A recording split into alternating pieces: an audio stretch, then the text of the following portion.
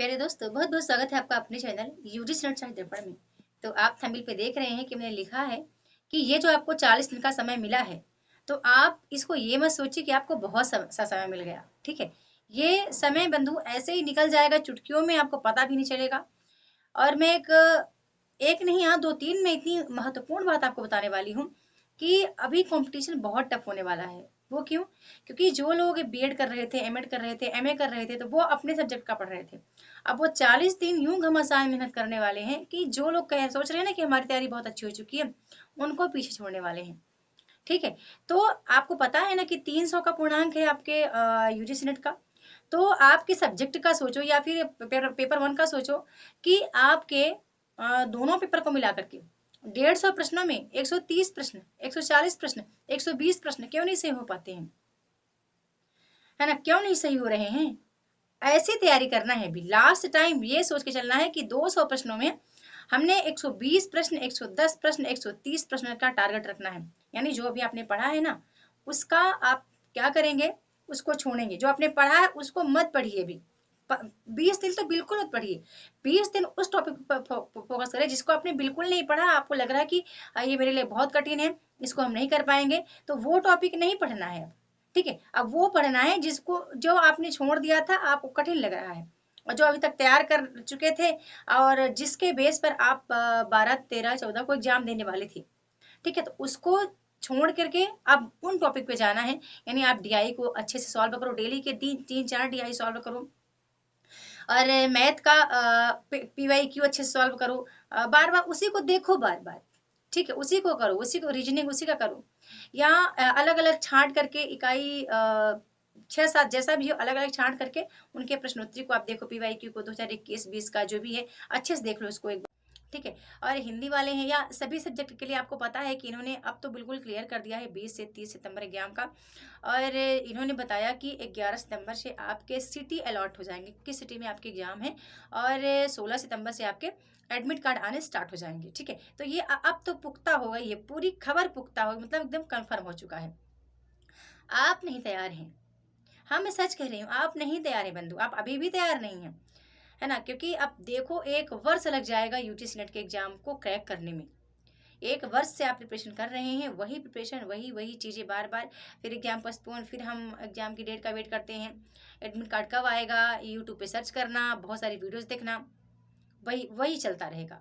तो सोचो कि एक एग्जाम को क्वालिफाई करने में यदि आप 2 वर्ष से 3 वर्ष का समय दे रहे हैं, तो इससे अच्छा है कि आप कोई दूसरे एग्जाम की तैयारी करें। यदि आपको साल में एक बार मौका मिल रहा है, तो इस मौके को गंवाना नहीं है। या तो कोशिश करो कि छोड़ दो, या तो इसको ऐसे तैयार करो कि बिल्कुल निकल ही जाए। ठीक है, अब ऐसे तैयार मत करो कि नहीं नहीं अभी वर्ष में बैठ रही हूँ एग्जाम देने के लिए, पेपर कैसा होगा ये देखूंगी, इसके बाद फिर अगले बार बैठूंगी तो परीक्षा क्वालिफाई करूंगी। पेपर कैसा आता है, प्रीवियस ईयर क्वेश्चन ऑलरेडी आपके पास है, अभी भी आप उसको देख लीजिए। जो लोग सोचते हैं कि मेरी तैयारी नहीं हो पाई है बंधु, तो उनके लिए तो खासकर ये वीडियो में कह रही हूँ कि आप उसको एक बार फिर से देखो प्रीवियस ईयर क्वेश्चन को। और बताऊं कि 6% में आना इतना सरल नहीं है, आसान नहीं है। बहुत से कैंडिडेट ऐसे 20 से 30 हज़ार हर सब्जेक्ट के कैंडिडेट होते हैं, जो कि 1 1 2% से जिनका रुक जाता है, 2 2 3% से जिनके रिजल्ट रुके हैं। और वैसे पिछले वर्ष के मैंने बहुत सारे लोगों से बात करी कि उनकी काफ़ी अच्छी प्रिपरेशन होती है, लेकिन 1 1 2% से रह जाना, यानी बनता हुआ प्रश्न गलत करके आए, और उसकी वजह से उनके रिजल्ट सही नहीं आए। ठीक है, तो इस तरह जो आपको मौका मिला है, इसको गंवाना नहीं है। ये सोचो कि एक गोल्डन चांस है, गोल्डन टाइम मिल गया है। ऐसा मत सोचो कि फिर से एनटीए ने एग्जाम पोस्टपोन कर दिया, अब हम क्या करें, हम अभी 12 13 14 के लिए अच्छे से प्रिपेयर थे, अब फिर से वही विषय को घसीटना पड़ेगा। ऐसा मत मानिए, क्योंकि इतना बड़ा सिलेबस है, किसी भी विषय कोई भी हो यूजीसी नेट के अकॉर्डिंग, लेकिन सबका सिलेबस ऐसे ही बड़ा है। ऐसा नहीं कि हमारा बस बड़ा है ना। तो उतने बड़े सिलेबस को आप कवर नहीं कर पाए हैं, आप केवल उतना कवर किए हैं 70%, मान लो कि 80% किए हैं। तो अभी जो चीज़ें नहीं कर पाए हैं ना, उन पर फोकस करना है। और जो आ रहा है उनको अभी छोड़ दो, 20 दिन तो उनको छुओ ही मत। जो आ रहा है, जिसके बेस पर एग्जाम देना था, अभी उसको नहीं देखना है। जो आपका अब कमजोर टॉपिक है, जैसे कि आपको लगता है कि आपका रीडिंग कॉम्प्रिहेंशन अच्छा नहीं है, आपको लग रहा है कि हम परीक्षा में जाएंगे और वहां हम देख देख के निकाल लेंगे उसका आंसर, उत्तर वाला हम, क्योंकि उसी में तो टाइप रहता है तो कर लेंगे, तो ये आपकी गलत सोच है। ठीक है, उसके 2-2 3-3 प्रैक्टिस, 2 कॉम्प्रिहेंशन डेली का प्रैक्टिस कर लो, ठीक है, 2 डीआई का डेली का प्रैक्टिस करो। कोशिश करो कि अभी जो मतलब अब तो स्मार्ट मेहनत तो करना पड़ेगा, देखो अभी मेहनत करना है ना, क्योंकि नेट के क्विज लेवल्स को आप कितना भी पढ़ ले कम ही लगता है।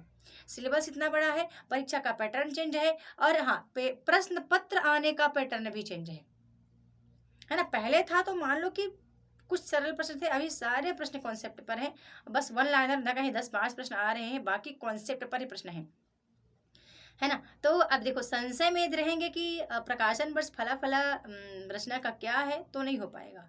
संशय में कहीं भी नहीं रहना, आपको कहीं भी भ्रम की स्थिति उत्पन्न नहीं होनी चाहिए, ऐसी तैयारी करो जो हो सब क्लियर हो, कंफर्म हो, आप श्योर रहें कि नहीं इसका यही आंसर होगा। उत्तरमाला में उत्तरमाला मतलब प्रश्न देखने से पहले ही प्रश्न आपने देखा, यानी ऑप्शन देखने से पूरा आपको समझ में आ जाए कि इसका उत्तर यही होगा, BCD जो भी लगाना है, ठीक है। तो वैसी वाली तैयारी अभी कर लेनी है, और ज़्यादा इधर उधर भटकना नहीं है बंधु, है ना। देखो कुछ चीज़ों को अवॉइड करो, मैं बार बार कहती हूँ कि हम क्या करते हैं कि जहाँ हमारा भविष्य नहीं है ना, उसको हम बार बार पकड़ के रखते हैं और उसको याद भी रखते हैं, और जिसमें हमारा भविष्य है, जिसमें हमारे बच्चों का भविष्य होगा, जो हमारी रोजी रोटी है, या जिसको हम प्राप्त करने के बाद अपने नेक्स्ट पूरी लाइफ को हम अच्छा कर सकते हैं, तो उस पर हम इतना फोकस नहीं कर पाते हैं। अच्छा, उसको हम इतना प्राथमिकता भी नहीं देते हैं। कुछ ही लोग हैं जो देते हैं, बाकी सब नहीं देते हैं। ऐसा जब सब देने लगे तो परीक्षा तो सभी का ना पास हो जाए, सभी ने क्वालिफाई कर जाए। फिर 10,000 में क्यों केवल 100 कैंडिडेट ही पास होते हैं? क्योंकि वो 100 ना है, 100 का टारगेट ही कुछ अलग होता है। 100 ना बहुत सी चीज़ों को परित्याग कर देते हैं कि अभी जब तक मेरे सामने ये मेरा लक्ष्य है तो मैं इसी को करूँगी।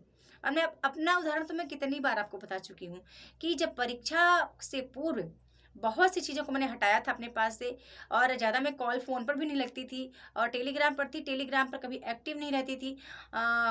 यूट्यूब पर क्लास डालना मैंने बंद किया, यहाँ तक कि मैंने व्हाट्सएप को हटाया, ठीक है, कि मैं वहाँ भी अपना टाइम नहीं दूंगी, क्योंकि वहाँ मेरे पास कोई ऐसा जुड़ा नहीं था कि जिससे मैं अपने स्टडी का पूछ सकूं, बता सकूं इस तरह।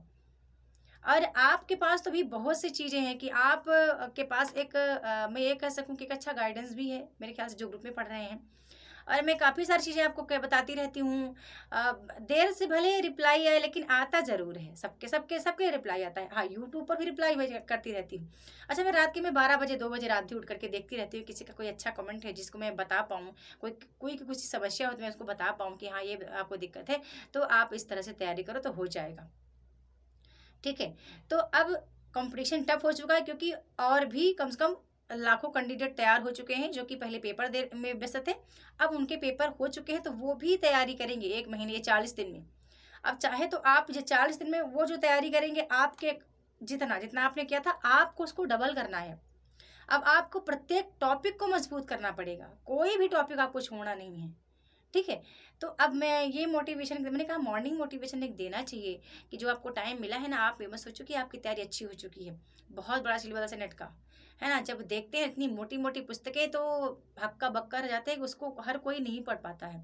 मैं तो बहुत सी चीज़ों को बीच बीच में छोड़ छोड़ के रखी हूँ, बहुत सी चीज़ें मतलब आधा पढ़ती हूँ, अब जब सोचती हूँ कि कब तक मैं इसको मतलब कंप्लीट कर पाऊंगी, तो बीच में वहीं पे मैं पेज पर डाल करके मोर का पंख श्री कृष्ण के लिए बहुत पसंद है, तो मोर के पंख को रख करके और रख देती है उसको, मैं बाद में फिर कर लूंगी ऐसा करके, ठीक है। तो इस तरह आपको अपनी तैयारी पे फोकस करना है। हाँ, स्मार्ट वर्क करना है, हार्ड वर्क तो करना है। देखो ये मैं नहीं कहती कि हार्ड वर्क नहीं है, हार्ड वर्क यहाँ बहुत ज़्यादा है, थोड़ा सा भी नहीं है, ठीक है। एक एक टॉपिक को पढ़ने में कम से कम 2-2 ढाई घंटे 3-3 घंटे लग जाते हैं, उसको तैयार करने में, उसको कंप्लीट तैयार करने में, और टॉपिक तो पता नहीं कितने हैं, कितने महत्वपूर्ण टॉपिक हैं।